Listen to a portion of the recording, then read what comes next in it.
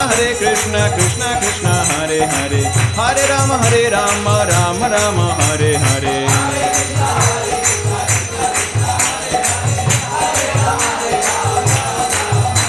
Hare Krishna, Krishna Krishna, Hare Hare, Hare Rama, Rama Rama, Hare Hare.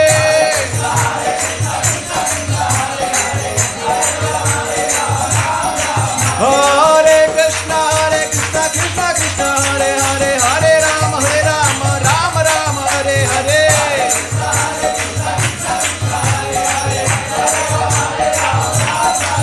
Hare Krishna, Krishna Krishna, Hare Hare, Hare Rama, Rama Rama, Hare Hare.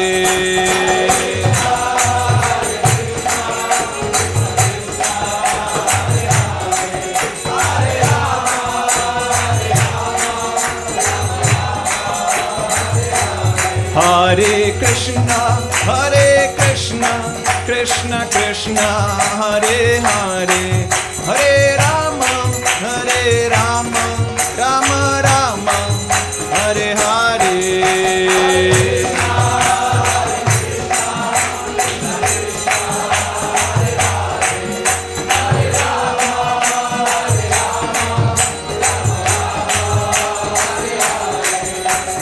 Jaya Jagannath, Jaya Jagannath, Jaya Baladeva, Jaya Subhadra, Jaya Jagannath,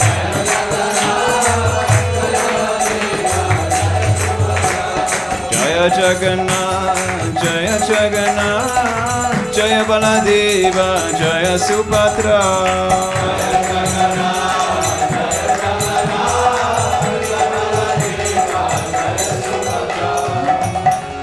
Gora Hari Bol, Hari Bol, Hari Bol, Gora Hari Bol.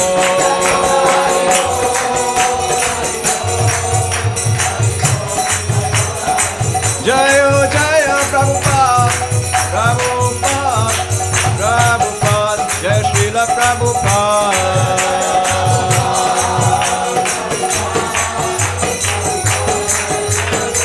Jaya Jaya Prabhupada, Prabhupada, Prabhupada, Jaya Srila Prabhupada.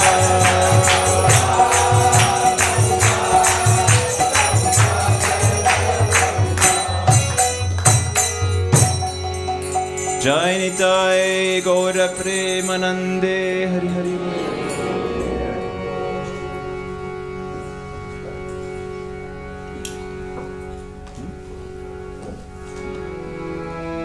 Hare Krishna, Hare Krishna, Hare Krishna, Krishna Krishna, Hare Hare, Hare Rama, Hare Rama, Rama Rama, Hare Hare, Hare Krishna.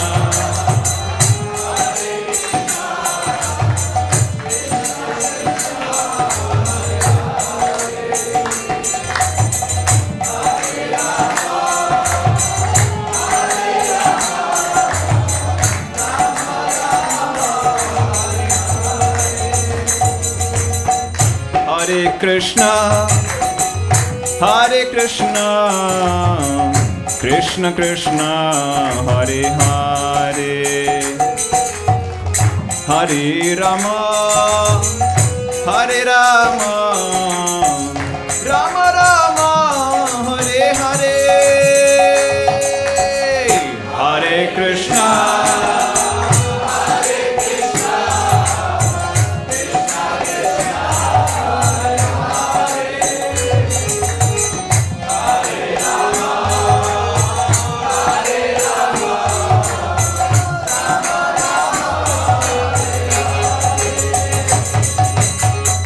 Hare Krishna, Hare Krishna,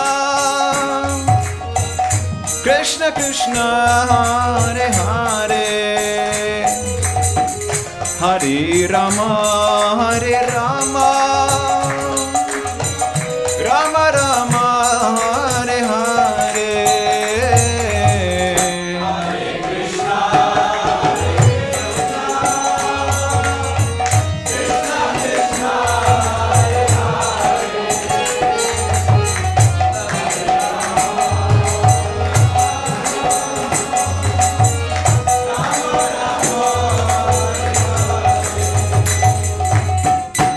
Hare Krishna,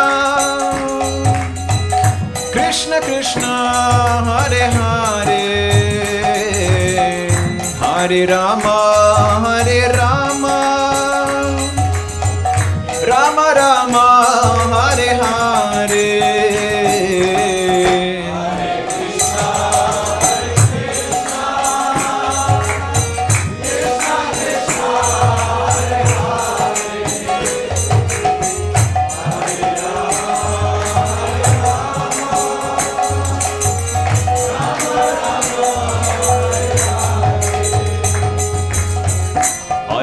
Hare Krishna, Krishna Krishna, Hare Hare, Hare Rama, Rama Rama, Hare Hare, Hare Krishna, Krishna Krishna, Hare Hare, Hare Rama,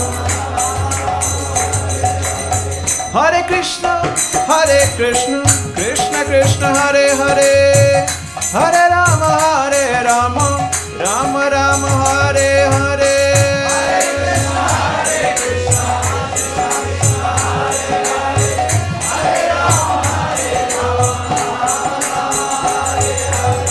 Hare Krishna, Krishna Krishna, Hare Hare, Hare Rama, Rama Rama, Hare Hare.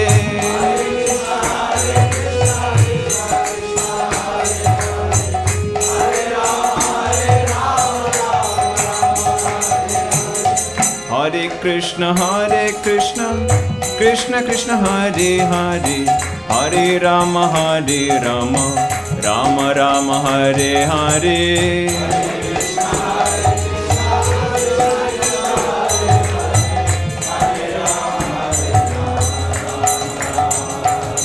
Hare Krishna, Krishna Krishna, Hare Hare, Hare Rama, Rama Rama, Hare Hare.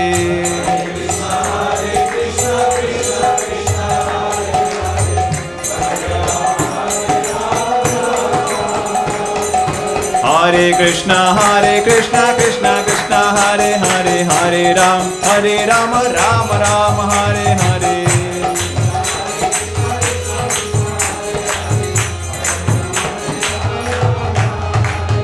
Hare Krishna, Krishna Krishna, Hare Hare, Hare Rama, Rama Rama, Hare Hare.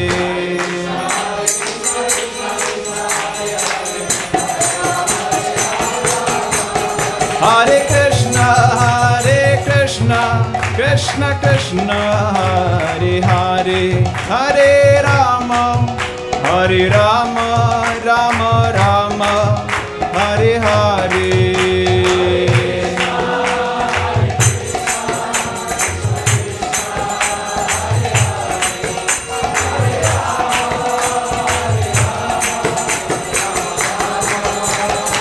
Jaya Jaya Prabhupada,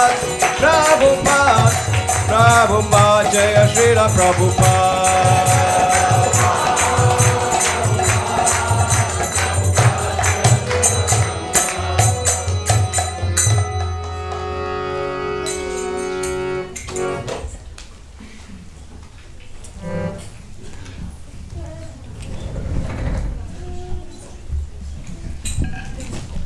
Hare Krishna.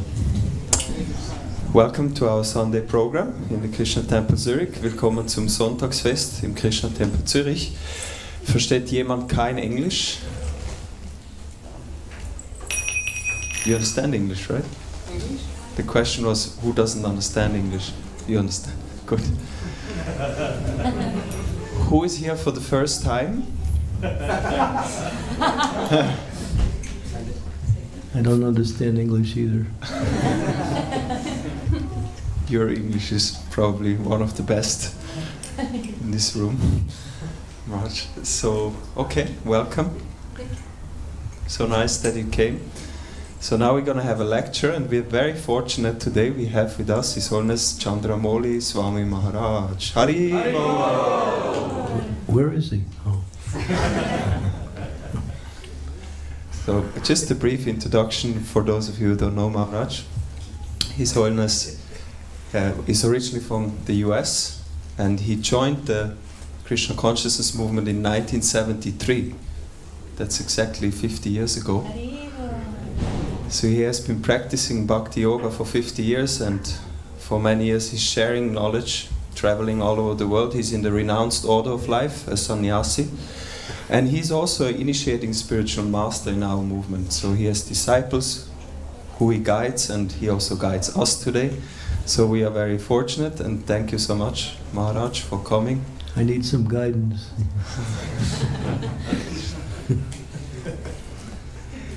Got any suggestions?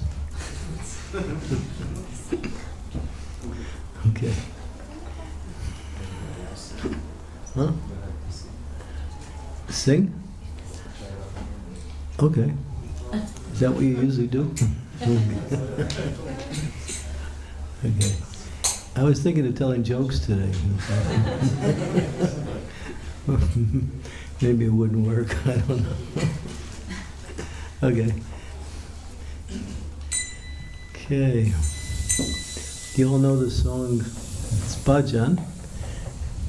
You can follow it on your phones. It's called Nama Kirtana. Or we also know it as Yasomati Nandana. Should I? Anybody who doesn't or not familiar with that one? Yasomati Nandana. Everybody knows it. Okay, good. You can play. Yasomati Nandanam Brajabaranagara Gokula Ranjana Han Han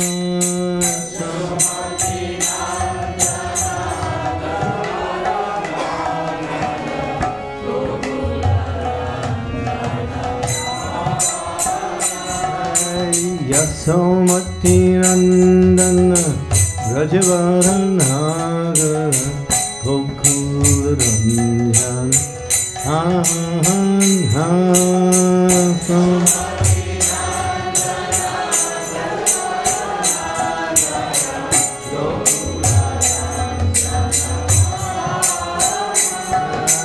Gopiparanandanam Bhatanam Manoharam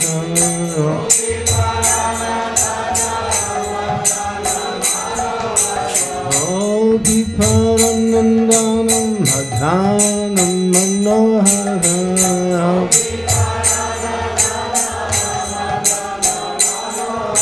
Kaya Ramana Vidhana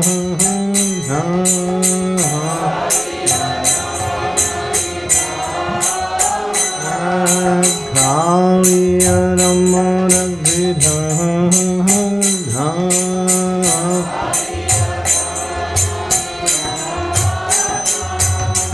Amala Harinam Mamya Vilasha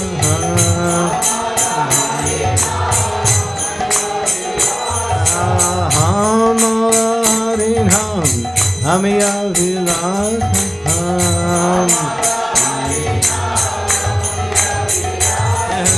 Vipina Purandara Navinanagara Bharat Vamsi Vadhanasi Vahasaya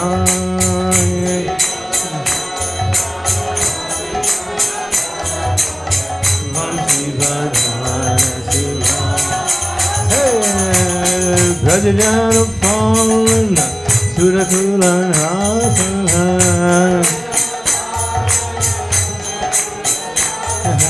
Brajajana Pallana Surakulanasana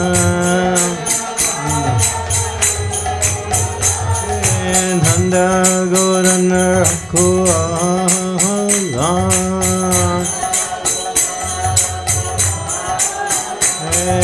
Nanda Gorana Kuala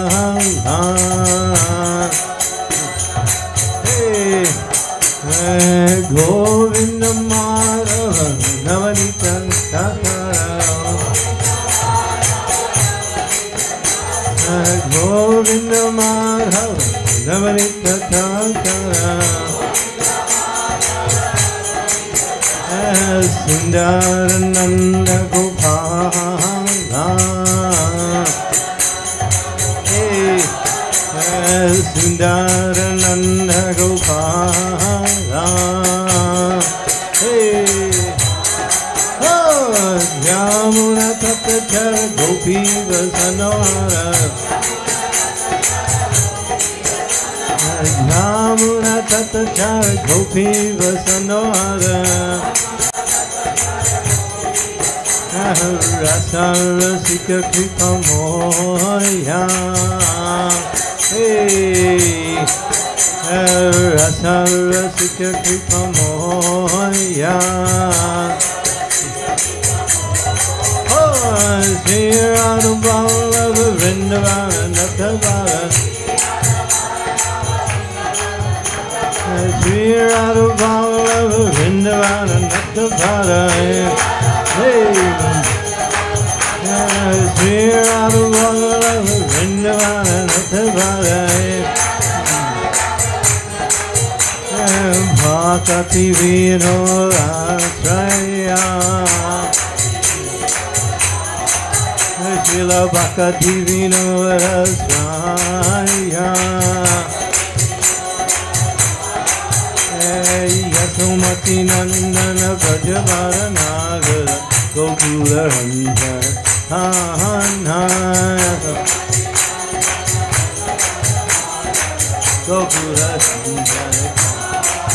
Hey, Amala Harinam, Mami Avi Lasaham, Govinda Madhava, Gavanita Takaham, Jamuna Tatachara Gopi Vasanora, Sri Radha Vallabha Vrindavana Natavara, Hare Krishna, Hare Krishna, Krishna Krishna, Hare Hare, Hare Ram, Ram Ram, Hare Hare.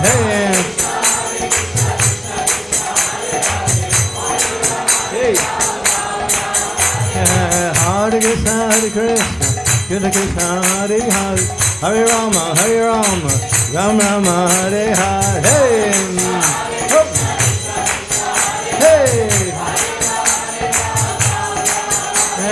Hare Krishna, Hare Krishna, Krishna Krishna, Hare Hare, Hare Rama, Ram Ram, Hare Hare.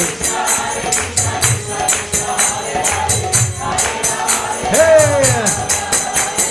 Hare Krishna, Krishna Krishna, Hare Hare, Hare Ram, Ram Ram, Hare Hare.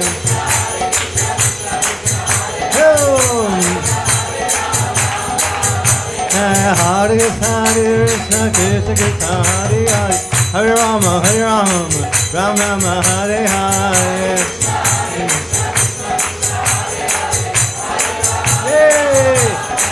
Hare Krishna, Krishna Krishna, Hare Rama, Rama Rama, Hare Krishna, Krishna Krishna, Nitya Gaur, hey, Gauranga, hey, Hare Krishna, Krishna Krishna, Hare Rama, Rama Rama, Hare Krishna.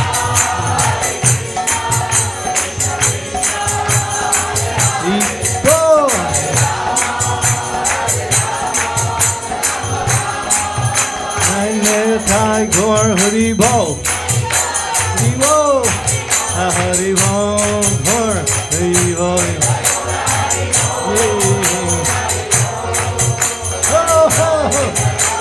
Nitai Gaur Hari Bol, Hari Bol, Hari Bol, Hari Bol.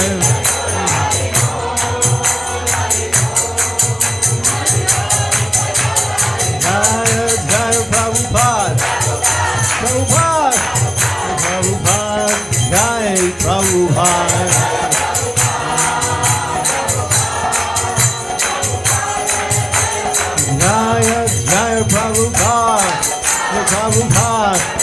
Prabhupada, Jaya Prabhupada.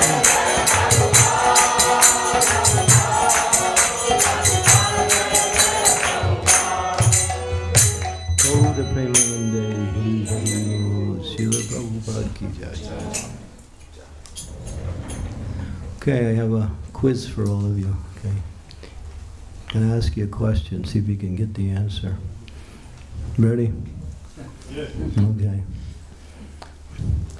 What would you call a person who comes every day to Mangal Arti right at the end? Huh? A latecomer. Very good. A member of the fan club.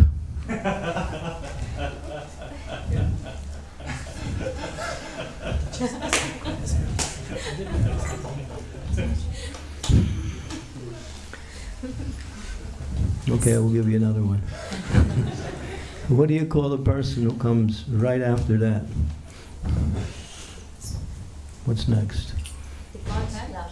Hmm? The Conch Club. The member is a Lions Club. String it there. Okay. Ready? What do you call a person who comes right after that? What's next? What follows Nishringadev? Okay. What club are they in? The Garden Club. Okay. All right, we got three more. What do you call a person who comes after that? It's japa time. A member of the Rotary Club.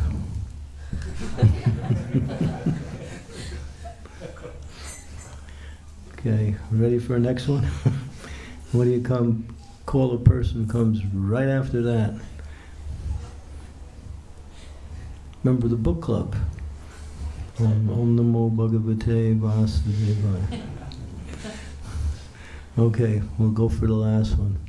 Everyone should be a member of this club, I'm sure. What's after Bhagavatam? Member of the Breakfast Club. Okay, so you can choose what club you want to get into. Okay. All right, that's the whole class. Any questions? Hare Krishna. Any suggestions for a topic? I didn't think of anything to say. Give me a suggestion. Except for, what's happened in the stock market. I'm not so good at that one. Yes? The importance of the spiritual master.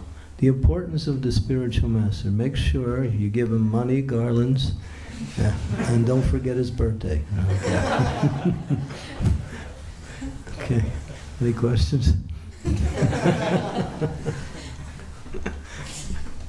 Okay. Importance of the spiritual master.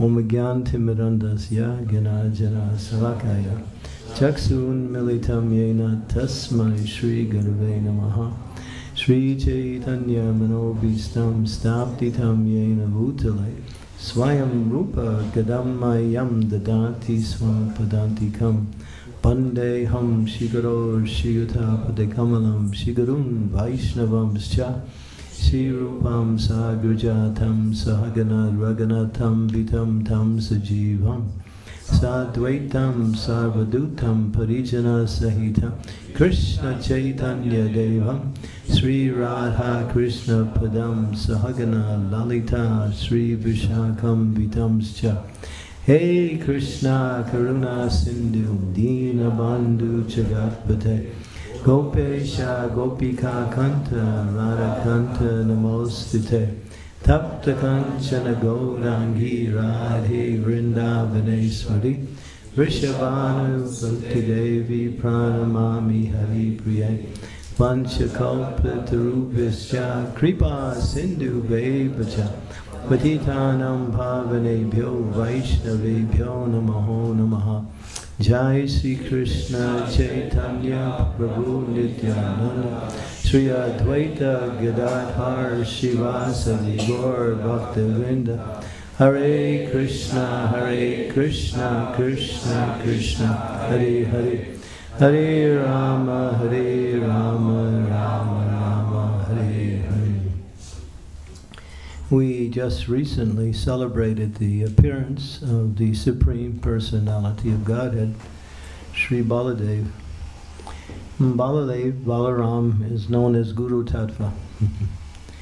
Now all the manifestations of the principle of Guru come from the Tattva, or Lord Balaram. Balaram's called Guru Tattva, or the original spiritual master. And we heard, and we also discussed that Lord Balaram is in the mood of servitor Godhead. Although he is the Supreme Personality of Godhead, he serves the Supreme Lord, Shri Krishna, in his different incarnation as he appears within the material realm. And so this is the mood that he's teaching, both for his own pleasure. He likes to serve in the mood of the servitor Godhead, although he is the Supreme Lord himself. But he's also teaching the mood of what is the principle of devotion. It's the mood of service. And those who take the position of representing the Supreme Personality of Godhead by the mercy of the Supreme God become empowered to serve the Lord by guiding others in the process of serving the Lord. So Krishna is very merciful, so one of the manifestations of his mercy is Guru. And that way he teaches what he wants from us in terms of the mood and the process of servitorship through the representative who is considered to be, at least in principle, as the topmost of all servitors. Because the mood of the spiritual master is that he only has one desire, and that is to teach others to please the spiritual master by guiding them in the process of devotional service through philosophy and through practical guidance. The principle of Guru Tattva is quite complex to understand what actually is the role of the spiritual master. There's always been a discussion that has been going on for many, you might say, millenniums, because the spiritual master is also serving the Supreme Lord in the mood of teaching others how to serve the Lord, but he's also doing his own service to the Lord. So we might say he knows the way, he goes the way, and he shows the way. All of these, there is one who's qualified to teach. But Sri Chaitanya Mahaprabhu made the principle of servitorship, Godhead, or Guru, very simple in a definition that he applied. When Sri Chaitanya Mahaprabhu was traveling through South India, he stopped in one particular home. In fact, he was invited by the person. He was a Brahmana, and he stopped in Kurmakshetra. So this Brahman was known as the Kurma Brahman, and he was a very, what we say, to use the Sanskrit terminology, Paka Brahma. In other words, he was ideal in Brahminical culture. And he recognized the importance of Sri Chaitanya Mahaprabhu. He invited him to stay in his home. The Lord accepted the invitation, and the Lord stayed for 4 days. And during those 4 days, the Brahmin, along with his family members, served the Lord in so many different ways, in such a way that the Lord was so pleased, both by their service and by their loving devotion, that he gave them his full blessings. But during that time, they also became very attached to him. Their attachment for the Lord was so strong that when it was time for the Lord to continue on his trip, mission, to travel throughout South India, they didn't want him to go. But when the Lord makes up his mind, he goes. Of course, he was very much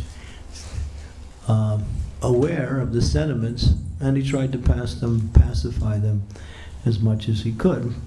But when love reaches a certain level of feeling, pacification doesn't work. So in that case, they weren't really able to accept the fact that he was leaving, but there was no doubt that this was going to happen. So he left. But the Kurma Brahmin couldn't take it, so he left his family and started following Sri Chaitanya Mahaprabhu in his walking. After some time, the Lord turned around and he saw that the Brahmin was following. He stopped, turned around, came up. "Where are you going?" "I'm going with you."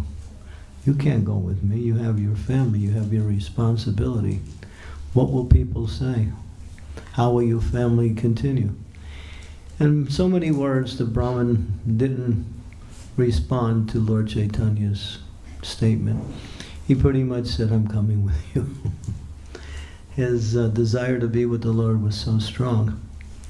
We also saw that when Lord Chaitanya left the planet after many years, his devotees who had associated with him while he was here, many of them, the separation from the Supreme Lord was so strong that they couldn't bear that separation. So many of them followed and gave up their bodies in meditation just to, again, get dissociation with the Lord in the spiritual world.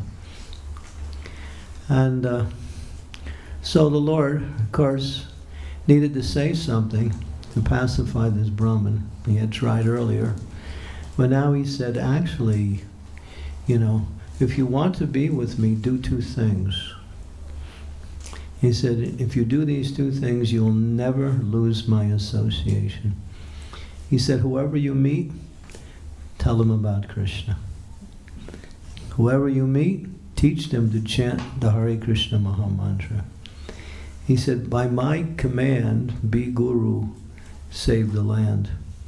And if you follow this simple instruction, then you're always with me, because this is my mission. I've come to give the conditioned souls bhakti and the process of bhakti through the chanting of the holy name. So by assisting the Lord in his mission, one is actually associating with the Lord in principle. And that association is even more real, you might say, or more fulfilling than personal association. Personal association with the spiritual master the terminology is called vapu. There's two things, vani, which means instructions, and vapu. Vani is considered to be the foundation by which association develops and continues. When the spiritual master departs, or if you're not in physical association, then we follow the instructions. The instructions are actually coming from Krishna through the spiritual master to guide the person back home, back to Godhead. That's the only business of a spiritual master. He's not in there, his business is not to get garlands or get his birthday celebrated. That happens. That's a way of honoring the spiritual master. But the real way to honor the spiritual master is to understand, learn, hear from, and imbibe those instructions and make those instructions one with one's life. Yasya Devi Parabhaktir Yata Devi Tukaguru Tasyaita Pratite Karta Prakasananda Mahatmanaha. One who has implicit, and the word implicit means without any doubt, but one who has implicit faith in both the spiritual master and the Supreme Personality of Godhead, all of the teachings of the Vedic knowledge is automatically revealed within the heart of that practitioner. That is the power of bhakti, and that is the power of faith, both in Guru and Krishna. But to develop that faith, we have to associate with those instructions. And we also look for opportunities to take advantage of the spiritual master's mercy by going for getting personal association. And that is called vapu. We see that many devotees who are fixed in Krishna consciousness, particularly those who are disciples of Srila Prabhupada, had much association with Prabhupada, and they developed a real love for Srila Prabhupada. And based on that love, they were willing to do anything to carry out his instructions in spreading Krishna consciousness. But if that is not there, then if we associate with the spiritual master and do not understand the instructions or the guidance that's given with the purpose of that association, then we will somehow or other not really gain anything from that association. Because Prabhupada says vapu, which means personal association, is like two-pronged. It can go one way or the other. It can bring one closer to the spiritual master in devotion, or it can bring one farther away. If, for some reason, we don't follow, or we find some reason to find fault with the spiritual master. Like, sometimes His Divine Grace, Srila Prabhupada, would give a lecture, and he would quote a verse wrong. Or he would quote the verse differently than the verse from the Shastra. And sometimes devotees would wonder, he's making a mistake. He doesn't know the verse. So that came up in one discussion. But if one sees that as some flaw, then they take the spiritual master as being ordinary. He may also have the same activities that we have. In other words, he may have a family. He may have had activities that were contrary to devotional life before he took the position of spiritual master. But all of these things are wiped away by the power of Krishna's mercy when one fully surrenders to the Supreme Personality of Godhead. And so if we somehow see these material tendencies or material activities in the life of the spiritual master as being less than spiritual, and then we minimize the presence of the spiritual master, then we can pick and choose. Well, I like this instruction. I don't like this instruction. This instruction is more or less easily executable, and this one is not. And so then the devotee falls down to what is called the platform of mental speculation, and not seeing that the instructions of the spiritual master are actually the instructions of the Supreme Personality of Godhead. But what actually is a spiritual master? How do we really understand what is a spiritual master? So everything is understood by characteristics and by activities, both, not just by activities, but certain characteristics. The spiritual master will enlighten his disciples, or those who come to him, not only disciples, but people in general, in understanding who is Krishna. Srila Prabhupada would say, if one who presents himself as a spiritual master, but doesn't talk about or glorify the Supreme Personality of Godhead, then they are not a spiritual master. Even though they may know all the Vedas, they may be able to memorize and recite the Vedic literatures, carte blanche, just automatically. Still, the essence of the spiritual master's relationship with the disciple and others who come is to teach him about Krishna. Teach him how to serve Krishna. Who is Krishna? What is our relationship with Krishna? And how to develop that relationship. And that is the essence of the spiritual master's teaching. So one can judge from that perspective. So we might say now, maybe some of you haven't come to that platform of accepting a spiritual master yet. Maybe you're thinking about it, or you're working up to that point of actually considering it. Then there is what is called a time for association. That association, again, is of two times: personal association, which the process of hearing, and the other, the process of hearing without the personal association. And then one, just like somebody was asking me I think it was today or yesterday, how do we find a spiritual master? Yeah, it was actually, I think, earlier in the day today. And my response was through the process of Shravanam, process of hearing. So by hearing regularly and trying to understand what we hear, asking questions when there is need for clarification, and not only asking questions, but being eager to understand how to apply the answers in a practical way in our day-to-day life. Sometimes people ask the spiritual master questions just because they want to be known as a question asker.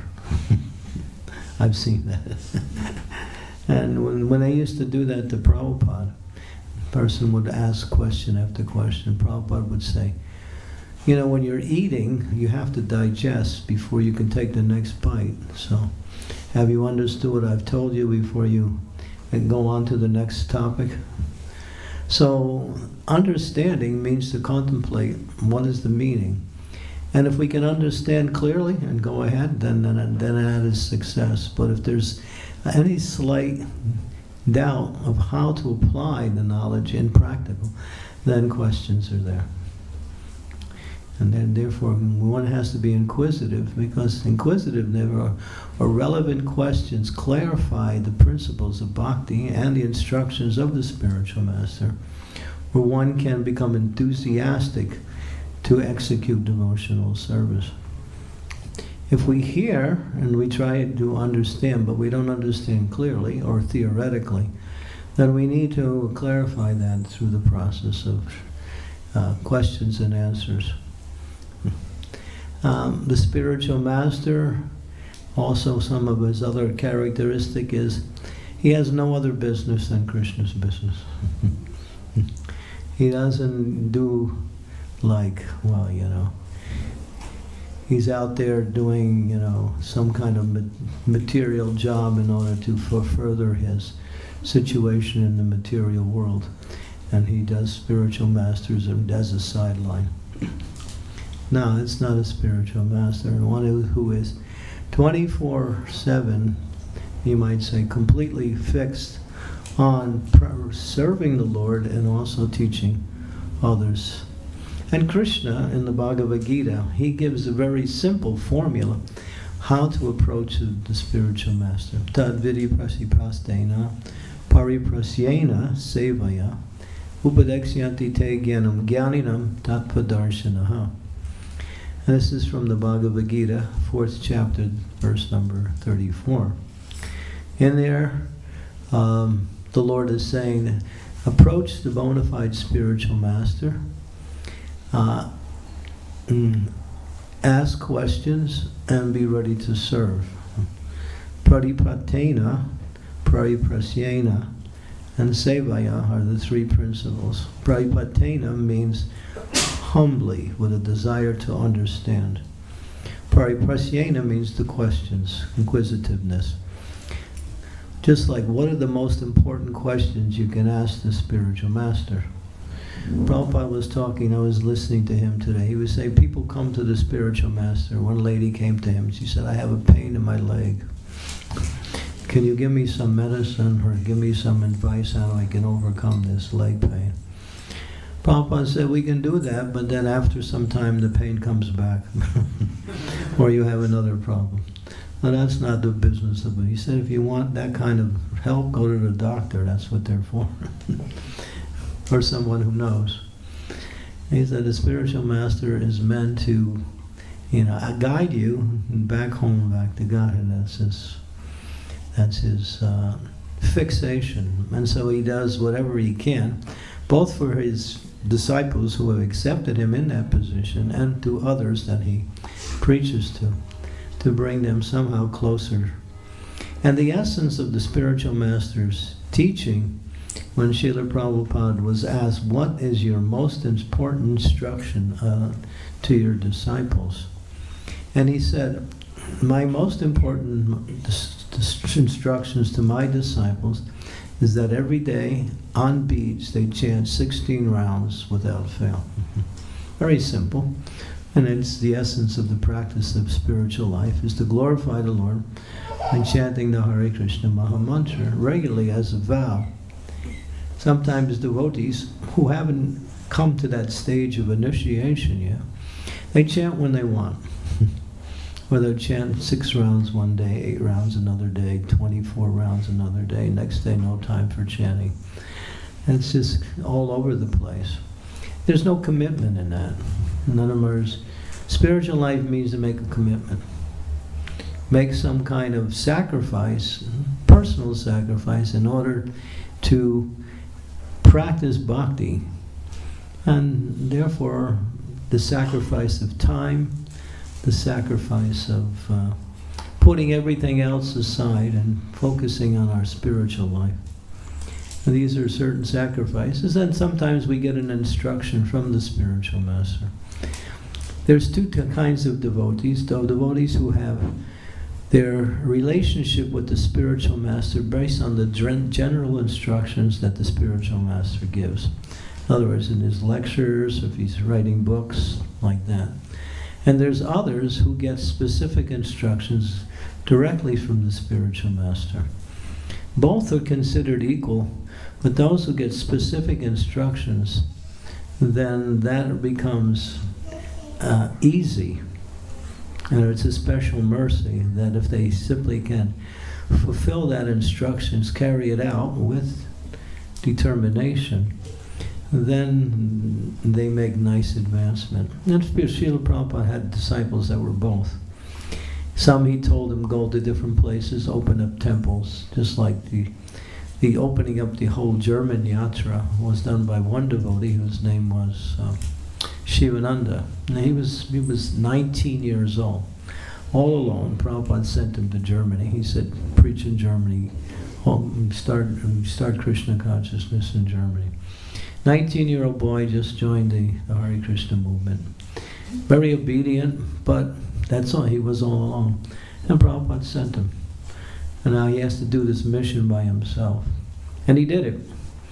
He got to Germany, and just by his own efforts, he just sitting down with some cartoons and some Maha Mantra cards, he was chanting Hare Krishna. Gradually people became interested. And then soon people came, and then gradually they started to meet in different places, and soon there was enough people, and then they opened the first temple. So this was, Prabhupada would do that. He would give sometimes impossible instructions. Okay, you leave everything and you go here and you open up a temple, or you do this service, or you do that service. That's considered special mercy. But the general principle is to understand and hear from the spiritual master.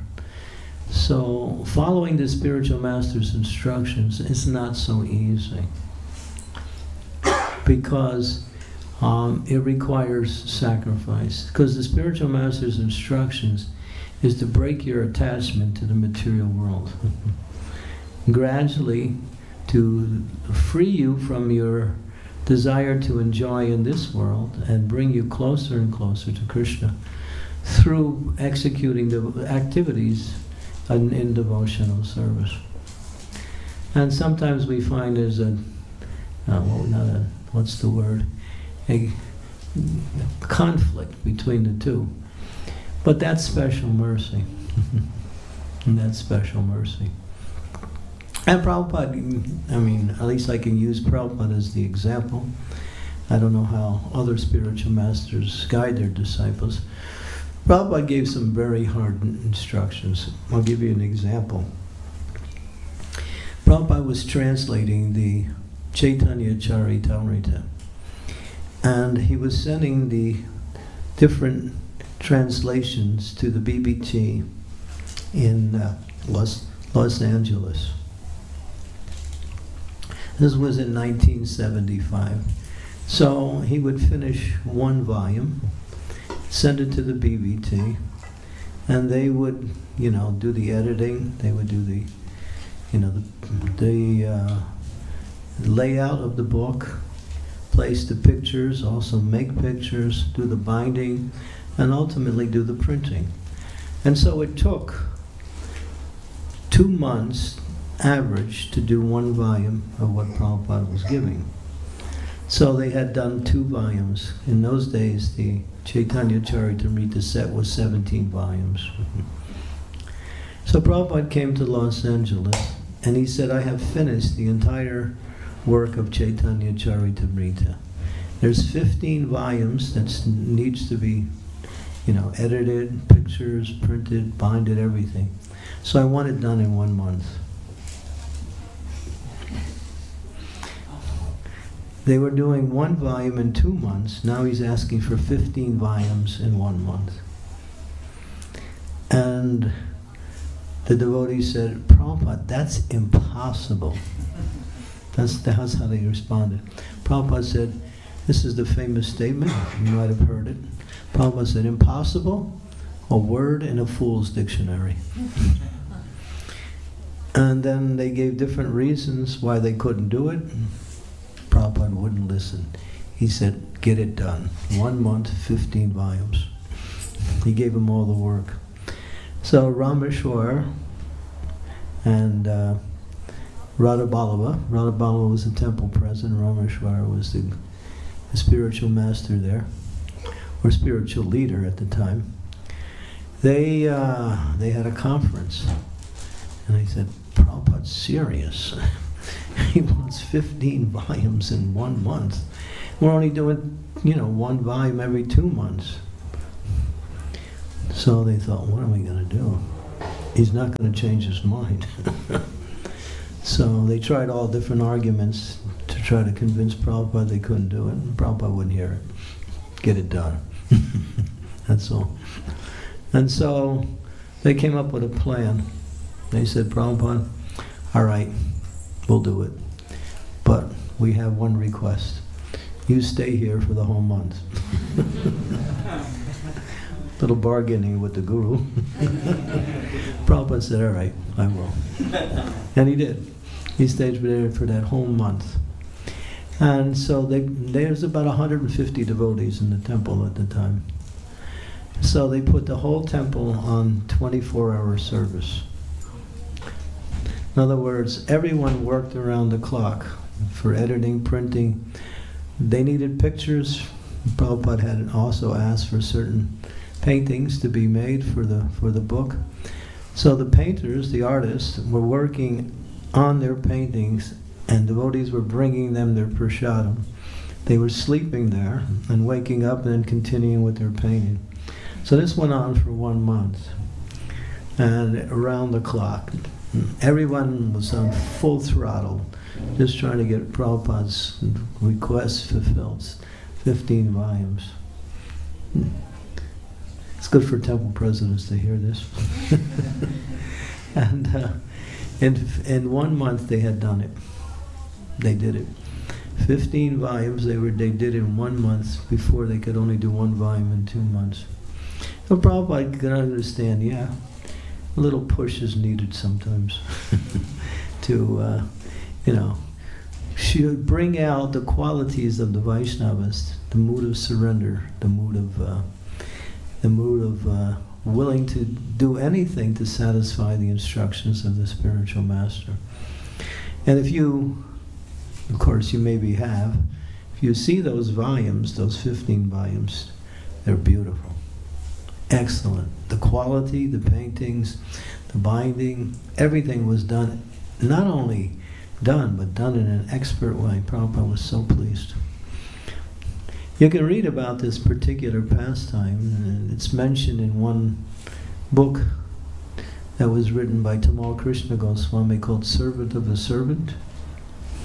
He speaks about that pastime in that particular volume that he wrote. So Prabhupada would do that sometimes. And he would just give you the impossible. Just to help us to surrender more. Because Krishna, he doesn't see what you're giving, he sees what you're holding back. That's Krishna. Oh, you're giving? That's nice. What else can you give? A little bit more. A little bit more. Oh, all right, you're doing good. Keep going. A little more. So that's the mood of the spiritual master, is to push the disciples a little bit more, a little bit more, a little bit more, until they throw up their hands and say, I can't do it. Then Krishna says, Jai. Now you're ready to surrender. So, of course, times have changed. And that mood is not as strong as it used to be. But that's what spread Krishna consciousness. And that's what spread Krishna consciousness. We were young, Many of your ages, we were teenagers, early 20s. Some of us were late 20s. And so the energy was there, and Prabhupada's presence was there, and he inspired that enthusiasm like that. And so the mood was to do whatever Prabhupada asked. And he was pushing his disciples, really. Sometimes he would tell us, I have this project for you to do. He would come to a temple or to a devotee, and he said, I want you to do this service. And the devotee would think, oh, okay. What service should I stop in order to do that? Prabhupada, no. What do you mean stop? You just simply add this service. You don't stop anything. So, when Prabhupada, because of his purity, and because he was working just as hard as the devotees, and that was the thing. He never simply pushed the devotees to give more and more. He was always doing the same thing also. Traveling around the world, writing books, meeting important people, also sacrificing his own personal health in order to do a lot of it. So he was an inspiration by example for what the devotees wanted to do. So the spiritual master has to be in that mood also. Not that they tell the disciples to do everything and then they sit in their room and read all day. That's nice too. But they also have to be there, inspiring the devotees, encouraging the devotees, and showing the example how to surrender also. When Srila Prabhupada would do his translations of the Srimad Bhagavatam, he would start. Prabhupada said, I used to take rest every night between 10:30 and 11. And then I would wake up at 12, sometimes 12:30. So he would sleep for an hour and a half, 2 hours. And then he would get up with his dictaphone. He'd have this volume, which was the commentaries of the other acharyas on the verses of Srimad Bhagavatam. He would study their commentaries and then give his own commentary in the form of understanding what is the mentality of the Western disciples. Because he understood that the Western mentality was a little bit different than the Vedic culture as was given in the scriptures. And Prabhupada always tried to understand that and present that along with the philosophical teachings that he was translating. And then he would translate sometimes from 12:30, 1 o'clock to about 4 in the morning. And he would chant japa from about 4 to 6. 6 o'clock he would call his devotees. They would go out on a morning walk. Prabhupada would walk usually for an hour or maybe a little less. They wind up at the temple at 7 o'clock in the morning to greet the deities. And Prabhupada would sit on the Vyasa, give the class, and then he would go back to his place, take a little breakfast, and take a little rest. And then he would get up after maybe an hour or so of resting. Prabhupada never slept. They said he would, if you were in the room when he was apparently sleeping, he knew everything you were doing also. He never really slept, but he was resting like that. And so after an hour he would get up, and then he would call his secretary, and he would read the letters that Prabhupada got. And he would respond to the letters, and they would write his response and send out the letters. Then Prabhupada would call his personal servant, and he would get a massage for about an hour and a half to 2 hours. And then after that, we'd get close to lunchtime. I would take his afternoon shower, come out, and then they would offer him prasadam. Take some prasadam. Prabhupada always took prasadam alone. When I was in Los Angeles, they showed me where Prabhupada's place for eating. It was a little table facing the wall.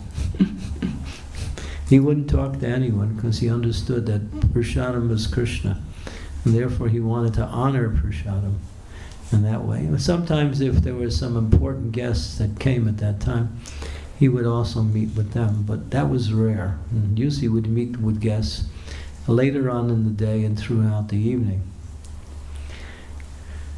And so, so Prabhupada followed that, and then he'd take a little bit of rest after lunch again, and then he'd get up and then go on with general preaching or meeting devotees or traveling or whatever he had to do. And so I was using Prabhupada as the example. Although he was pushing his devotees, he was also pushing himself.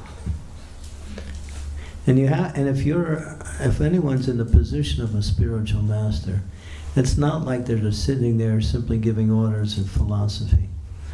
They're also there fully engaged in their own service to the spiritual master. So they teach not only by their words, but also by their example, like that. And when Srila Prabhupada was in his last days, he was somewhat debilitated physically. He still was preaching. He still wanted to travel. He still wanted to meet devotees. He still wanted to get more of his books out before he left. So he was like, no one could keep up with him. The devotees would even say that. He's in his 70s, and we were like in our late 20s the most. And when Prabhupada would walk, the devotees would run next to him. Sometimes he wouldn't even touch the ground, they'd say. He would be walking so fast. So he was teaching also by example, not that he was trying to show off his position. He was teaching that a spiritual master is also one who is teaching by example and not simply by words, like that. Yeah, so that's a very important part of a guru's service to his devotees. He not only shows the way, but he goes the way too.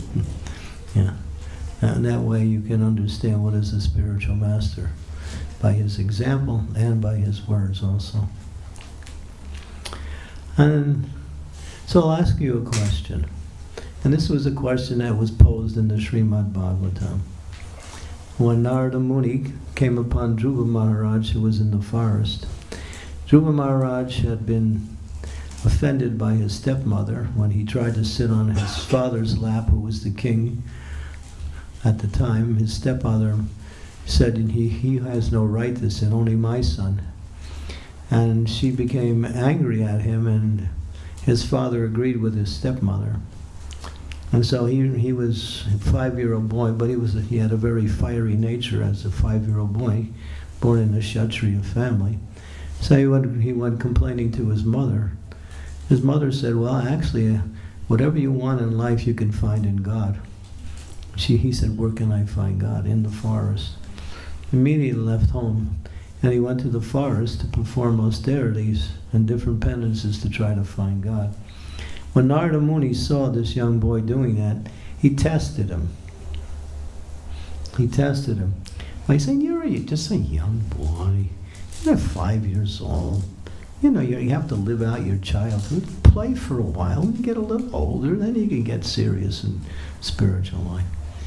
Narada wasn't really believing what he was saying. He was testing. So this is another point. The spiritual master has to test the disciple to see. Just like I was talking to one very nice lady in London, and she wanted to join the Hare Krishna movement. She wasn't married at the time. So her spiritual master said, well, before you join, you should spend 1 year in the ashram as a ashram devotee. And for her, it was something that she didn't want to do. But that was the instruction. And because she was attached to that spiritual master, she took it and said, she told me later, and this was after many years, she said it was the best thing I ever did. I learned so much, and I grew actually so much spiritually in that environment like that. So the point was that the spiritual master, his duty is to test the disciples. Put a little pressure. They say if you want to make a diamond, you take coal and pull it under pressure, and then after so many years, the coal transforms into a diamond. Of course, that's for a long time. But the example is there, a little pressure is good. Well, we don't like pressure sometimes. We want to take it easy, you know. Yeah, I'll chant, dance, and, you know, read some books once in a while. And I'll check out my Guru Maharaj, see what he's doing when his birthday's coming, and I'll get him a nice present. But that's not disciple. Disciple is always eager to get more instructions from the spiritual master, or to help fine-tune the instructions they already have so they can increase the quality of their devotional service. So Dhruva Maharaj was being tested by Narada, and he told Narada, what you're saying is nice, but I'm not a Brahmin. I'm a Kshatriya. I can't hear what you're saying. And Narada Muni was very happy because he passed the test. He passed the test. Now Prabhupada, in one verse in that same section, poses a question, and I'll ask you the question. Some people say that Krishna consciousness is easy, and some people say Krishna consciousness is difficult. So what is it?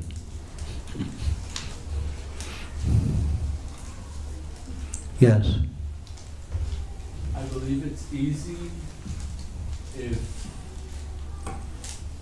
based on my experience, it's easy when you just actually believe